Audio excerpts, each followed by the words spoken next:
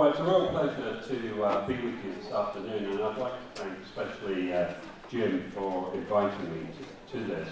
But when he did, I was thinking, well, you know, you're civics teachers, and 1619 can seem a fairly remote place, and Jamestown can seem a very remote place too to many people. But what I'm going to try and do this afternoon is convince you that with this anniversary year, the 400th of 1619, that we are commemorating two of the most important events in American history that have had an enduring legacy. So much as I'm a history buff, much as I like droning on about the history, I'm really rather more interested in the legacies and what we can take away from what happened 400 years ago.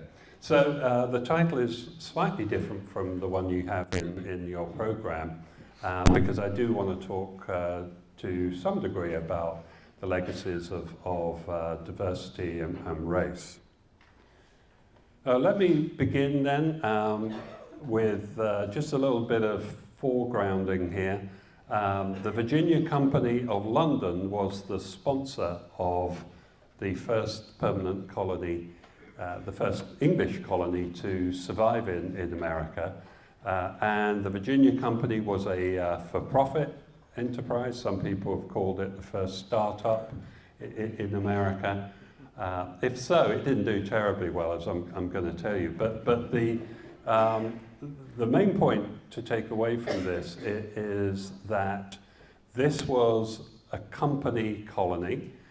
It was supported by some of the wealthiest merchants in London, in England of the time. It was well funded, and the investors expected a return on their investment as quickly as possible.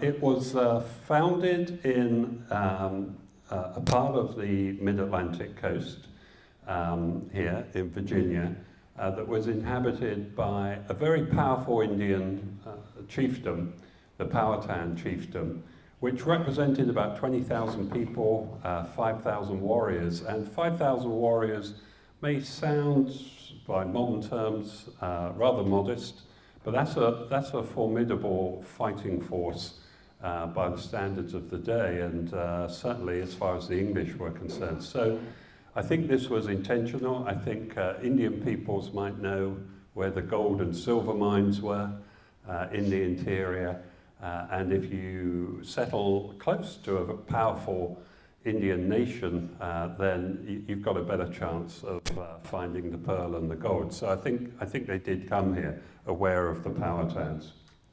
And this was the land they inhabited. The English called it Virginia, of course. The Indian peoples called it Sinakomaka, was their name for the land that they inhabited.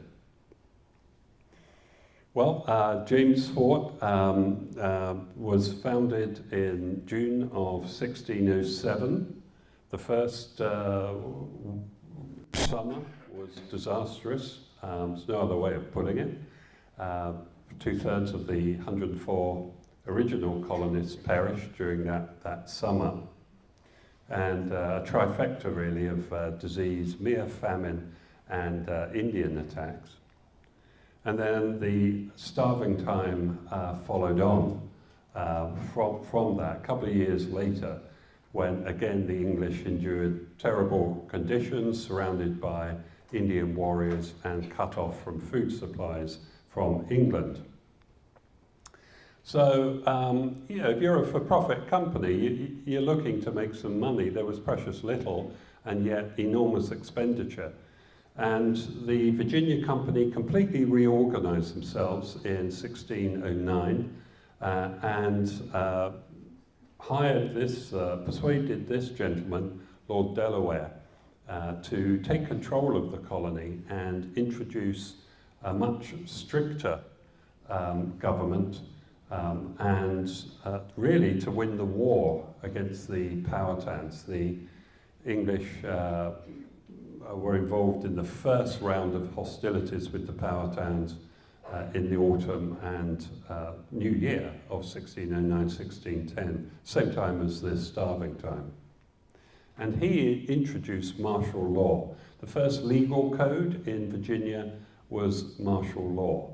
From 1610 onwards, the English endured this form of government. And as you know, martial law really does mean that, and it really is a system based on the absolute authority of the governor, in this case, Lord Delaware.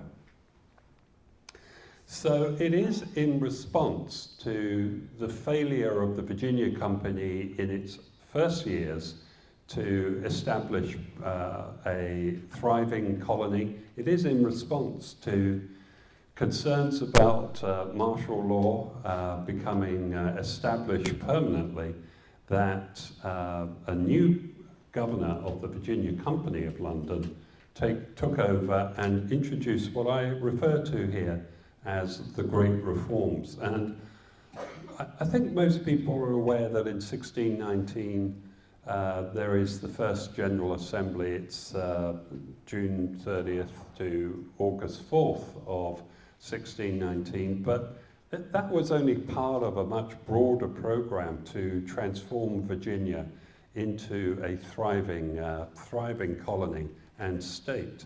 So these great reforms were introduced by this gentleman, Sir Edwin Sandys, who became governor of the Virginia Company, as you can see, in 1619. And I'm going to just take a little bit of time here, because with these various aspects of what took place in Virginia, because they become a template not only for this colony, and in 1619, other than Bermuda, there really is only this colony. This is English America in Virginia. So what happens here becomes a template for other colonies, other English colonies in America, and globally, actually, as the British Empire, the English Empire and British Empire expands across the entire globe. Let's begin with private property. Seems a no-brainer. Why wouldn't there be private property? But the fact is that all property initially was owned by the Virginia Company. So everyone worked, if you like, as a servant of the Virginia Company. The idea was that the investors got the profit from the company, and eventually, after 7 years or so, those who had survived in the colony would also reap some benefit in the form of land grants. But there wasn't a generalized concept in the earliest years of Virginia that everyone had the right title to private property. This may seem a little bit strange, but it is in this 1619 period that you have, for the first time in an English colony, the widespread adoption of private property. All the way from a few acres to tens of thousands of acres were being granted to individuals. And it corresponds with something I'm sure you're familiar with, and that is the tobacco boom that really was taking off in Virginia in response to the price of tobacco that you could get on the London market. So it was a time of prosperity for the colony, and to encourage people to come to Virginia, there had to be land available for them to set up their own plantations. So this is what English settlement, this is what Virginia looks like in 1619 as far as the English are concerned. Not as far as the Indian peoples, power towns, are concerned, but the first Virginia, it's really the James River Valley, and English settlements were established all the way from the mouth of the James River up to what is now close to Richmond. This is fundamental. Once you give or grant people private property, people have got to be assured that they can protect that property. And with martial law, with arbitrary government, that simply isn't possible. It would mean, for example, a governor, an unscrupulous governor, could simply take your property himself. Rule of law was established at Jamestown in Jamestown's wooden church in 1619, much based on English common law, but also on a variety of other legal systems from England. But the critical point here, and this is explicitly stated in this period, it is that everyone was equal before the law. Now, when I naturalized some time ago, you understand, originally I'm not from these parts. Been working on the accent for a few years, but so yeah, it's coming along quite nicely. When I naturalized, and you'll know all about this too, right? You're given a book with 100 questions in it for the Civics test, and I actually think it's pretty good. I mean, I know there are 435 representatives in the House of Representatives. I figured that the Senate's easy enough with 100. But anyway, so you have to learn the 100 questions. The nice gentlemen at Immigration Services, they will ask you 10 questions, and if you get them right, you're in. If you don't, you come back whenever. I went down to Norfolk to take the civics test, and my wife was with me too, and she went in first, you see, and she came out with a big grin on her face because she'd got 6 in a row correct. And that means you don't have to answer the other 4. So the pressure was on, because I was thinking if I come out and I didn't get through first time, it would be tricky. I'd never hear the last of it. And of course, she was saying to me, look, Jim, don't start lecturing on the causes of the Civil War. The man doesn't want to hear that. He just wants you to answer the question. So for once in your life, try and be brief. Anyway, I did manage to answer that. But one of the questions was, what's the rule of law? And, you know, the first thing I thought, well, rule of law surely is a society that's based on a given and clearly understood legal system.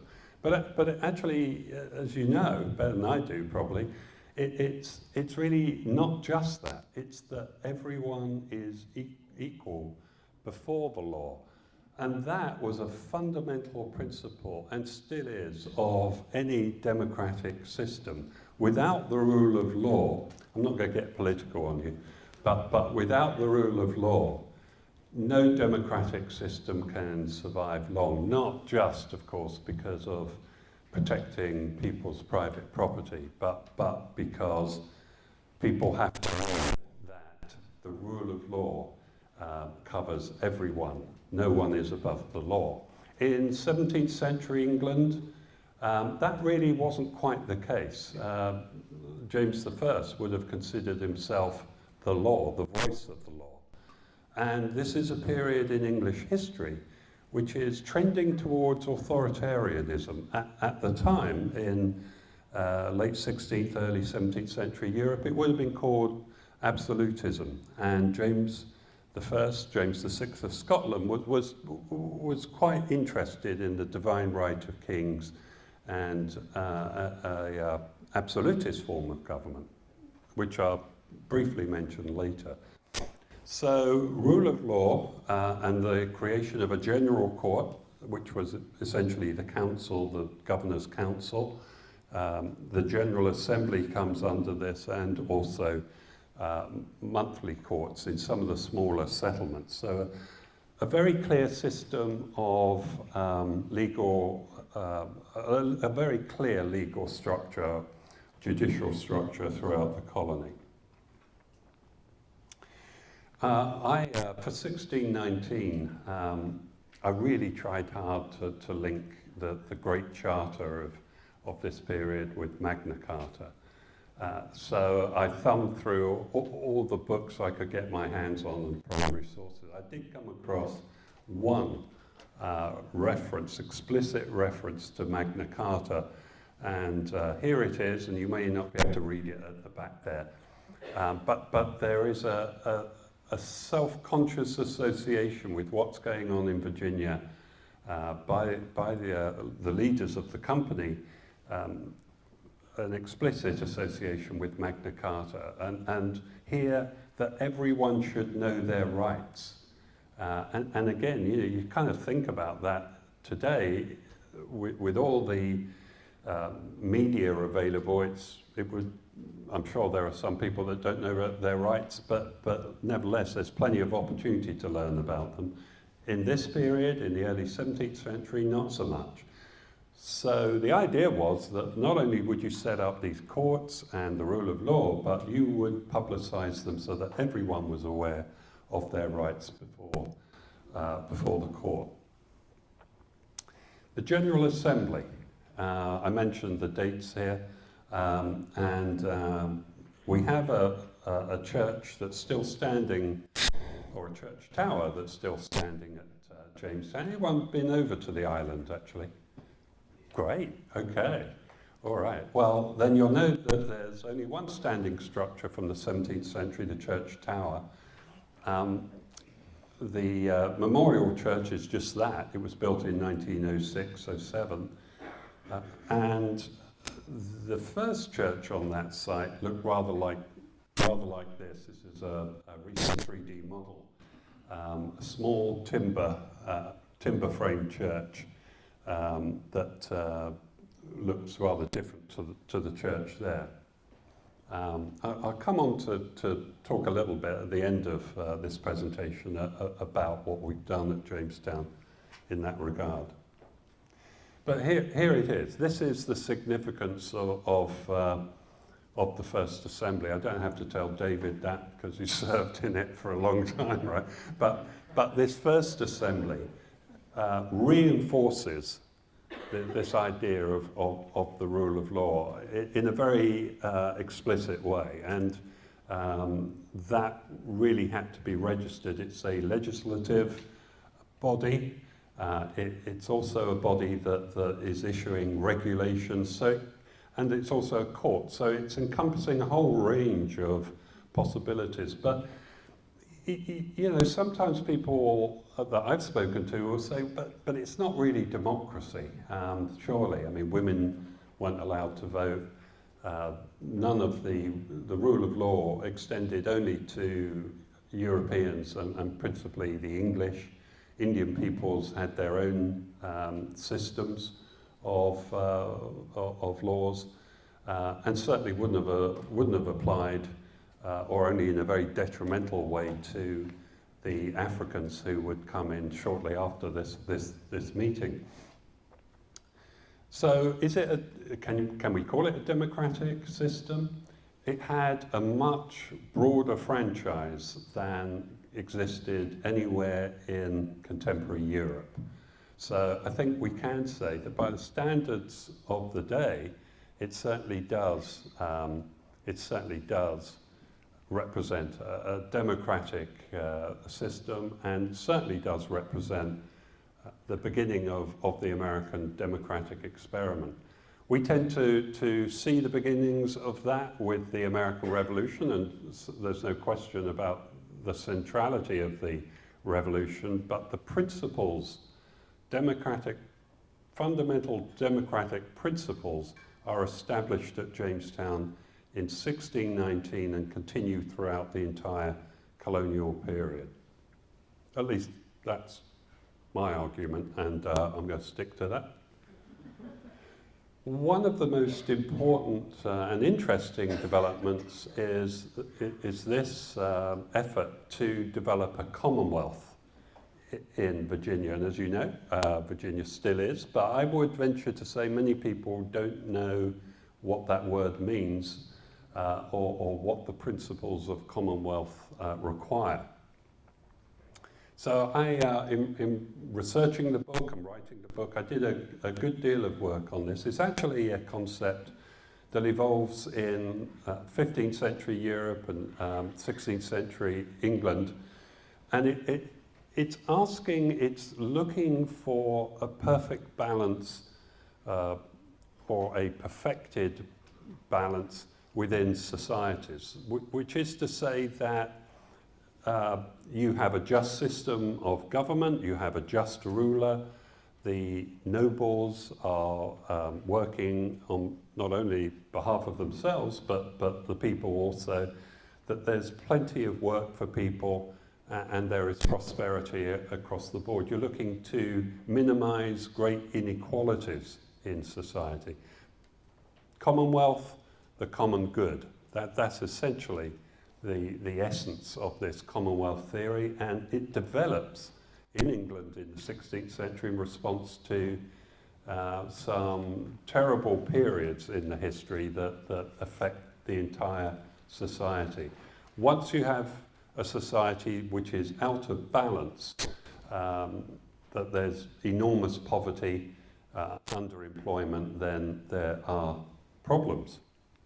And that is precisely what you have in England. Underemployment and overpopulation, population growth, which itself is a major reason, of course, why the English are moving to other parts of the world in this period, principally America.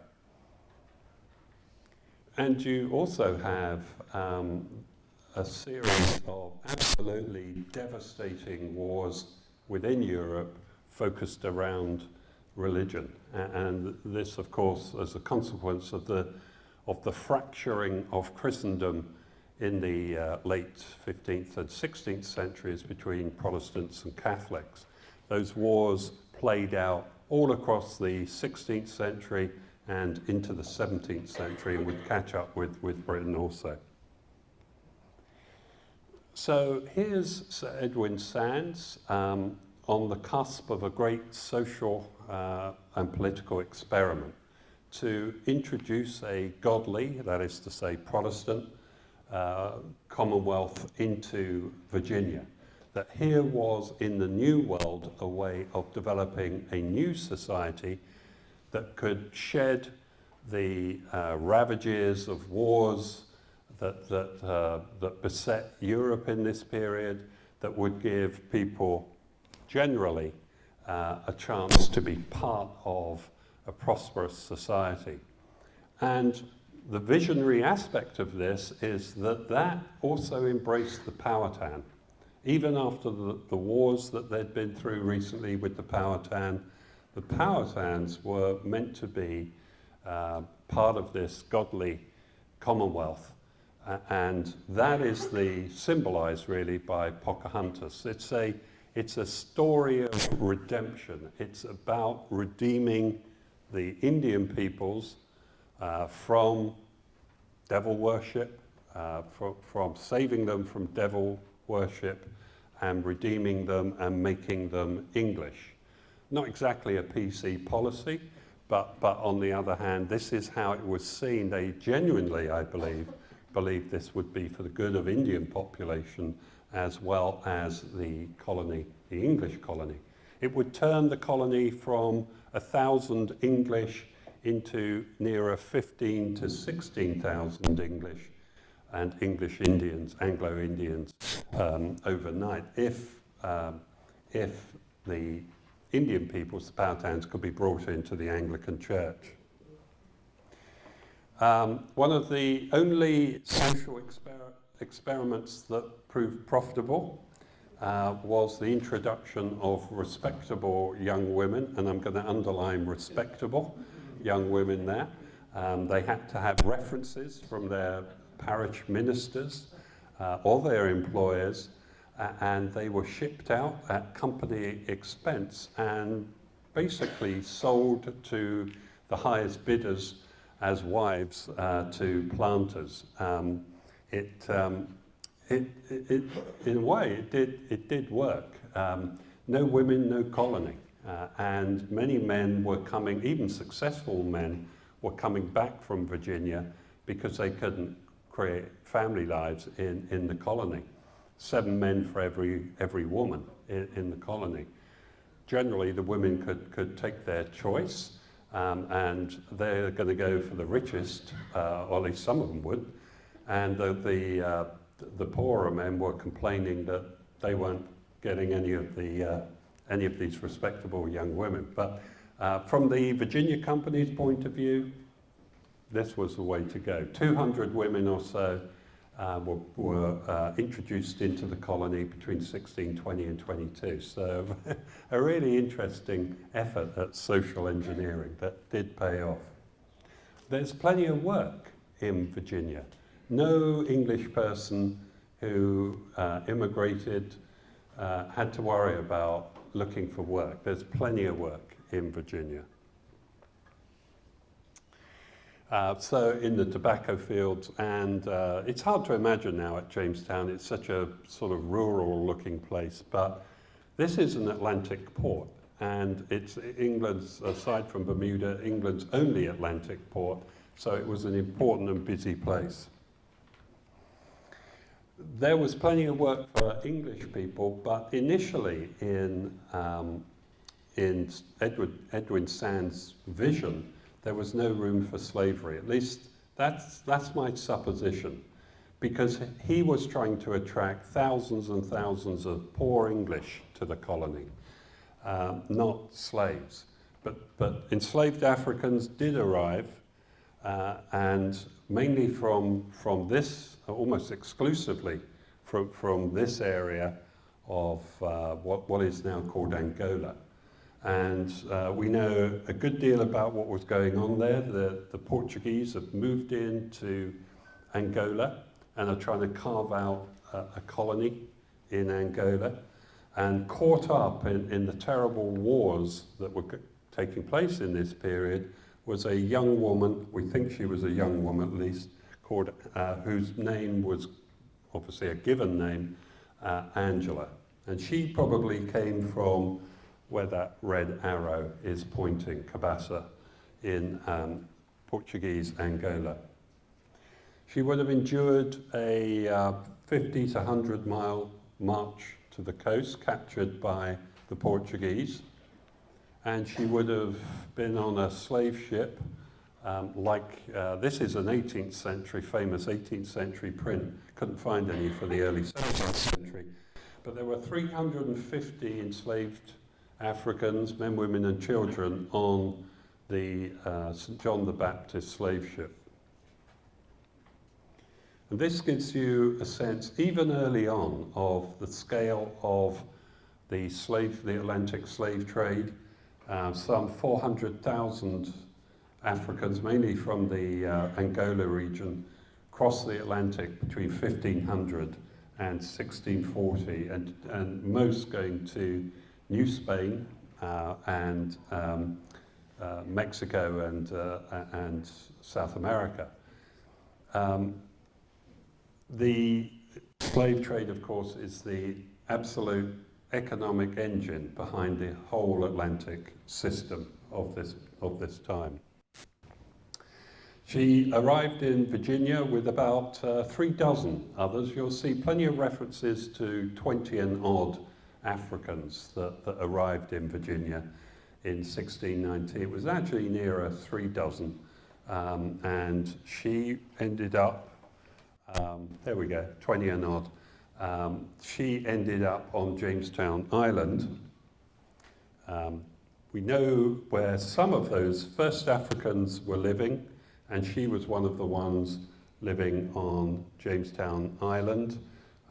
We know this from a muster of 1625, and this is exactly the site that we've been excavating to find out more about the life of Angela. And it's in a area of Jamestown Island that's controlled by the Park Service. So we've been working, Jamestown Rediscovery has been working with the Park Service on this project. This site is the only site publicly available to the public, accessible to the public, which we can be absolutely certain can be related to one of the very first Africans in English America. So there are the excavations that we've been undertaking. And ironically, the area was first excavated in the 1930s by the Civilian Conservation Corps. Segregated African Americans were digging on the very site where one of the first Africans arrived some 300 plus years earlier. Now, the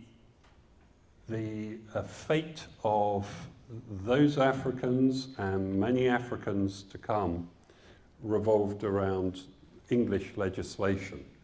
And at Jamestown, there was a very large state house built in the second half of the 17th century, and it was there that Virginia's slave laws and eventually a slave code of 1705 were hammered out.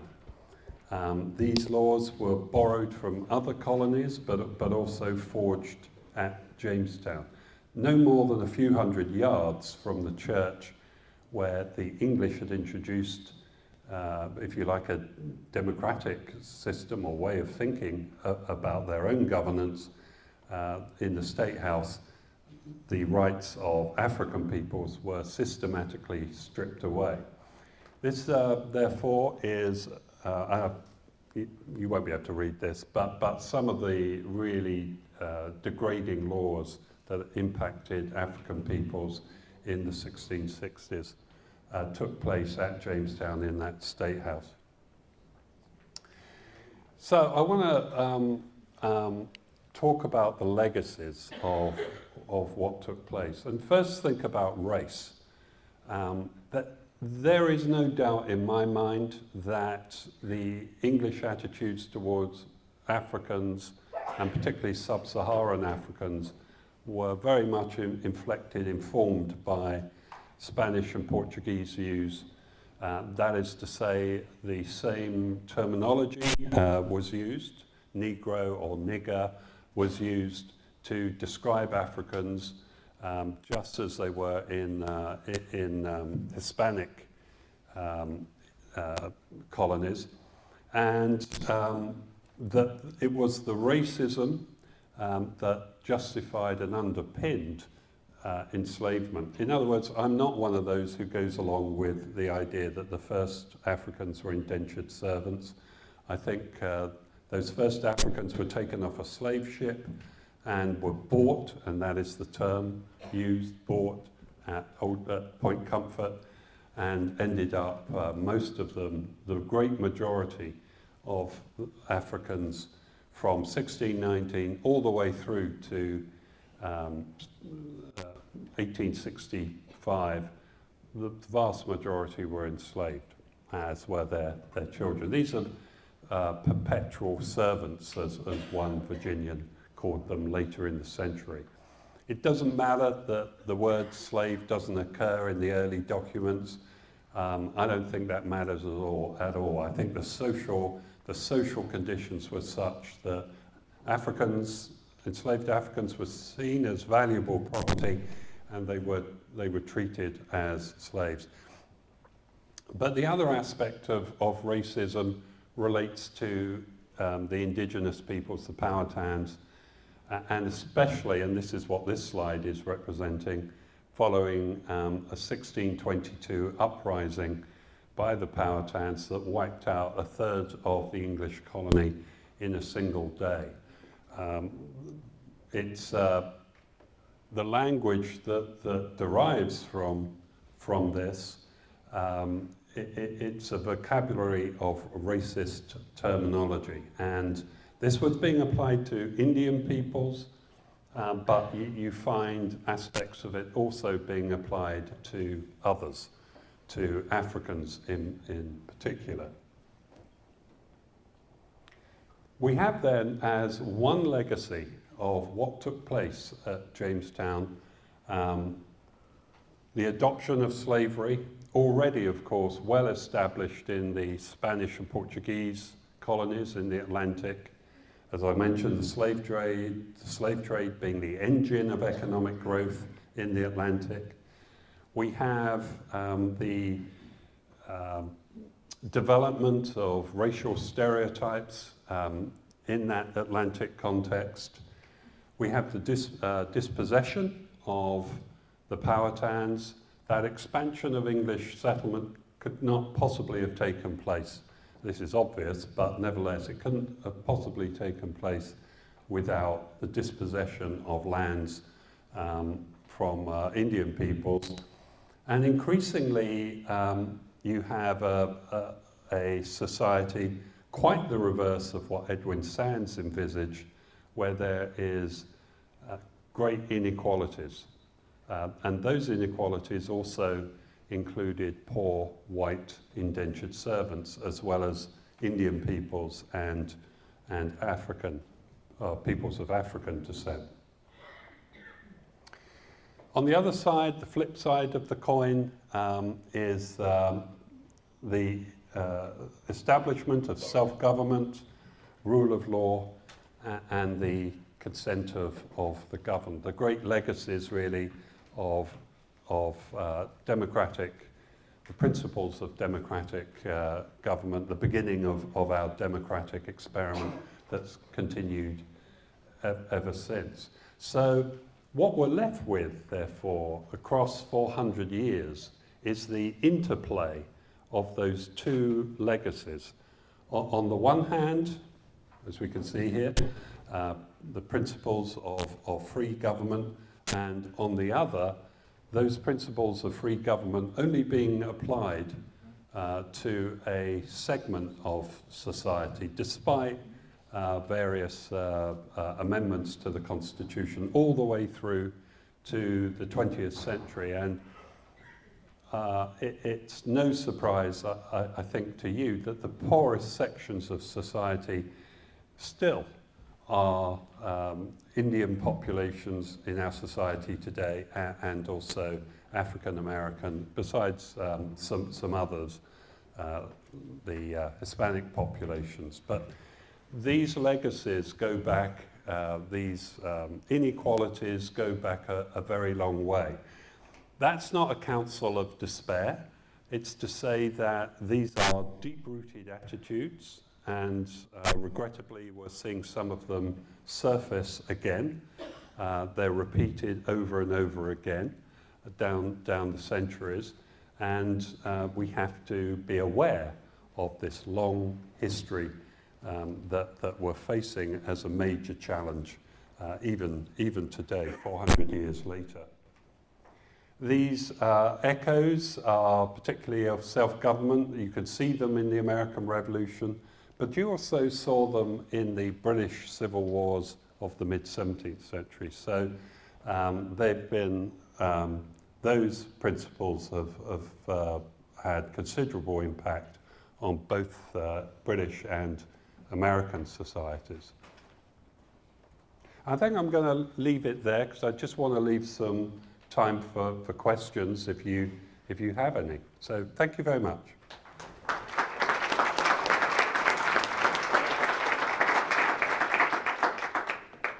Jim, could you tell us a little bit about the treatment of the Indians? I know in your book, I was appalled by some of those, particularly when they would have meetings of poison and so forth.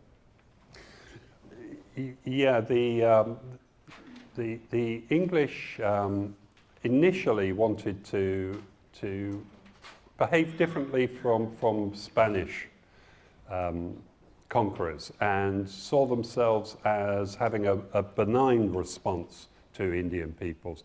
That all changed when Indian peoples didn't do what the English wanted.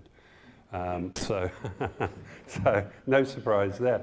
But the kind of treatment of Indian peoples was appallingly, I mean, it was brutal. And they're using 17th century weaponry, and particularly firearms, steel weapons against the Powhatan, and they're killing, and this is quite unlike European warfare for the most part, they're killing men, women and children, going in, burning down villages, cornfields, and destroying the livelihood of Indian peoples. So this occurs in this first period of conflict, 1609 to 14. But the real damage was done by the taking away of people's lands, of Indian people's lands. And what you find when you look at the entire history, all the way from the 17th into the 18th and 19th centuries, pretty much through the early 20th centuries, is this repetition, this way of treating Indian peoples. It's a cycle of violence, extortion, repression that's carried out all across the United States, the colonies and United States across that period. So in that regard, it's breaking that cycle. And in that regard, it's we should be looking very carefully at the opportunities Indian peoples of Indian heritage have today. Yeah, please.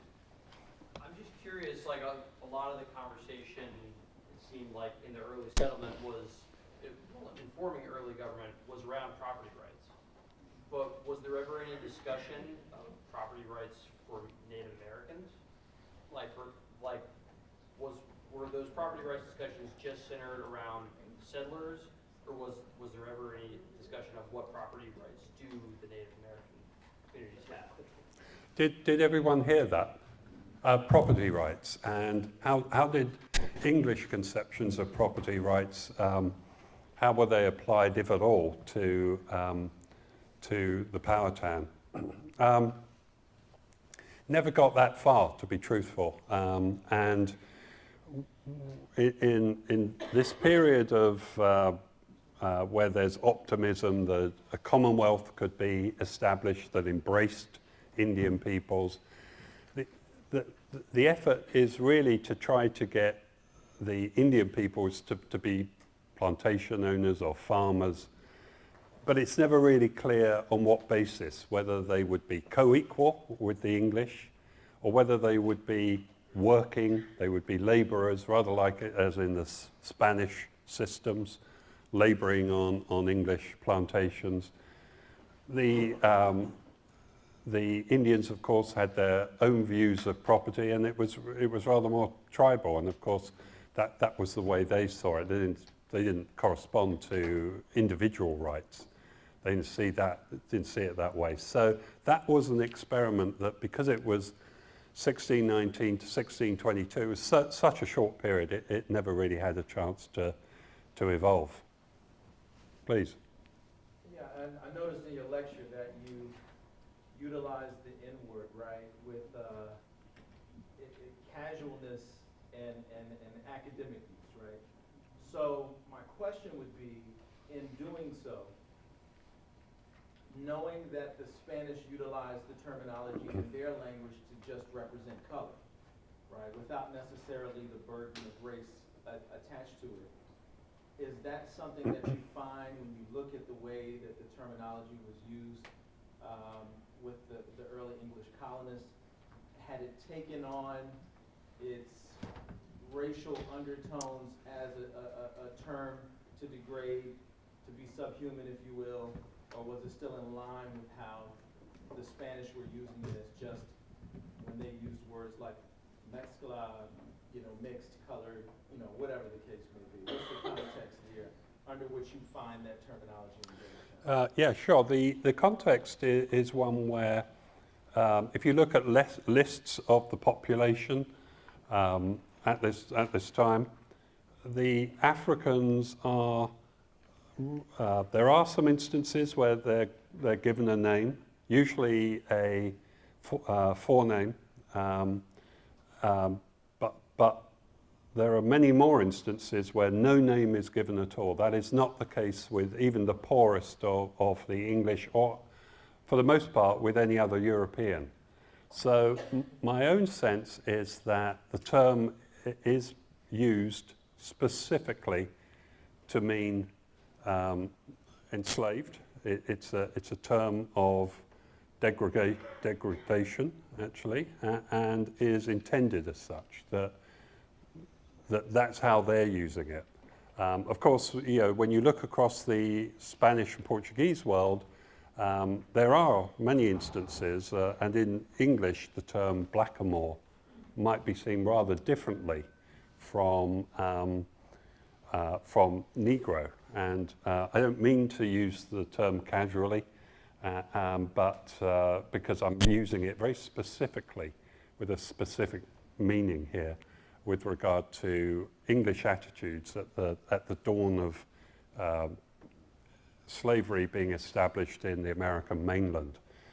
There's a slightly broader context. There were many more enslaved Africans on Bermuda at this time, and ultimately the West Indies would see far more enslaved than on the at least the mainland in the mid-17th century. But all the same, the principles are there, I believe, that the terminology matches what the English are thinking about these very early Africans. Yep. Yeah, please. You've done obviously a lot of research on archival records.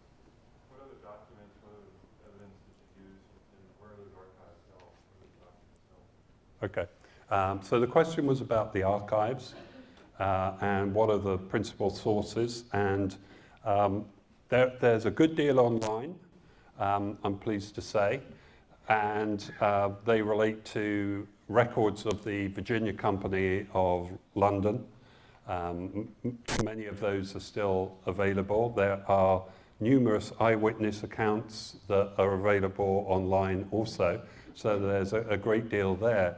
For the rather more specialized information, then it's really a matter of records in England and at the National Archives in England, county record offices and so on. But it's a piecing together really of all these different kinds of sources that, but principally the Virginia Company records for our period. Please. I don't know quite how to phrase my question, so excuse me if it comes out clumsy. But, so, at the end you were saying that you were being a little dismissive about the argument that there were some Africans who came to this country that were actually indentured servants, and they actually owned, I mean, there were African indentured servants that owned land. And are you refuting earlier historical interpretations that say that slavery wasn't necessarily a done deal in the English colonies, that it was a much more fluid process? I mean, you had white and black working together and next to each other, and it wasn't necessarily something that happens overnight. It's like this process. I was just trying to sort of Yeah. understand what your Yeah. argument was. Yeah. So the question was about what were the first Africans indentured servants? Was there some agency there?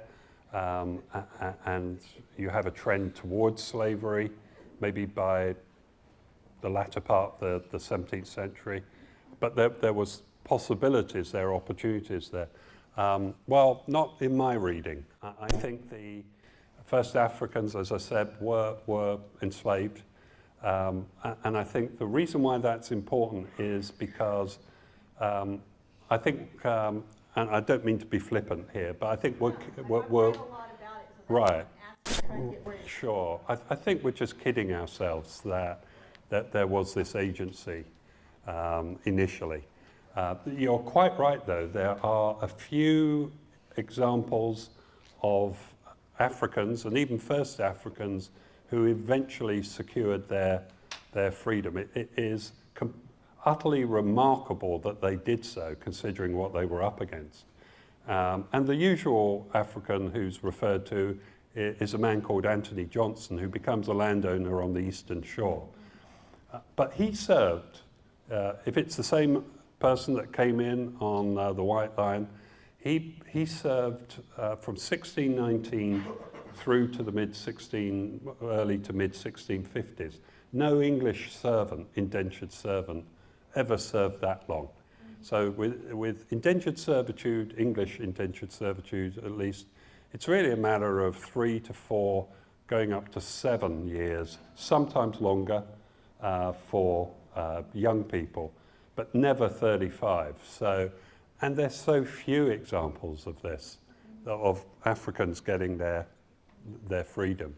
So in my mind, it's really a question of setting that straight, and it's not just me actually, it's a number of historians, specialists now, who are looking at this and saying, no, these people were by virtue, or that's not the right word, because of the slave trade, they had been commoditized. And that they would see, the Portuguese referred to the African men, women and children put on board as pieces of merchandise. And that's what was taking place in the English world. And it begins very early. The English really want to imitate the Spanish and Portuguese. That's where the money was. You know, it's kind of that brutal. Yeah. Decade by decade after 1619, how many Africans were brought? Yeah, absolutely. So about 3 dozen in 1619. So these are very, very small numbers compared to Spanish-American colonies or later years. By 1650 in Virginia, it's nearer 500. By the end of the century, it's about 12, 13,000. So there's a big increase in the second half of the century. By the end of the colonial period, it's nearing 250,000.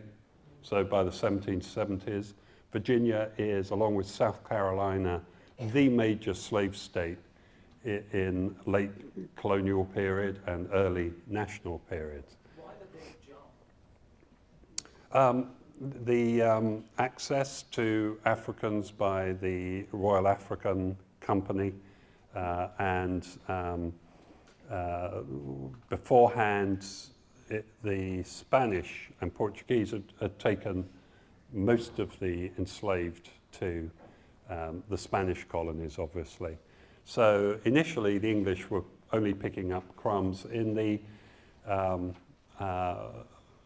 again, that's not a very elegant way of putting it, but they were just marginal to the trade.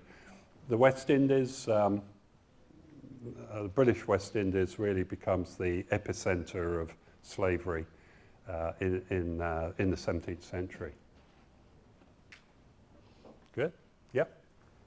I think I've used up almost all my time. One more. Yeah. I just wondered if you could share some of the discoveries that have been made with the archaeological digs at the church. Yep. Those of you that have been to Jamestown, thanks, Loretta, for that. Should give it a plug, shouldn't I? I'm very proud that I asked our archaeologists on the island to find the exact place where those 22 burgesses sat in the church in 1619, and we were able to achieve that, and we have refurbished the church to reflect the original 16, 17, 18 timber frame church.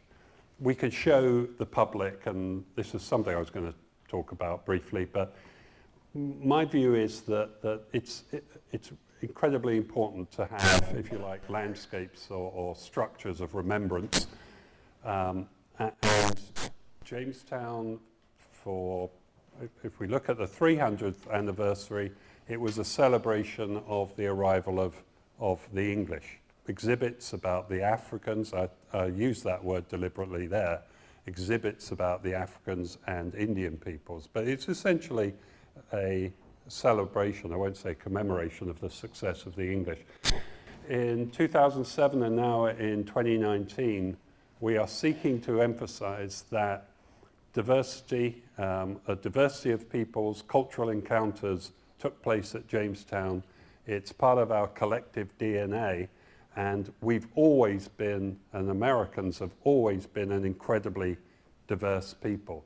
So what we wanted to achieve was, let's have a look at where our democratic system was established, or at least in principle was established, but let's also excavate a site where one of the first Africans lived. And we've achieved, I'm pleased to say we've achieved that. We now have discovered the precise location she lived. And that site, the Angeles site, has been incredibly important to us in welcoming not just African peoples, African American peoples, but all people to that site to see where the race in our society, where it began. And it's, yeah, we have to look at our history in terms of the challenges of the past if we're going to confront the challenges of the present, it seems to me. But thanks, Loretta. And thank you, David. Wow, thank you. Yeah. Thank you, Jim, very much.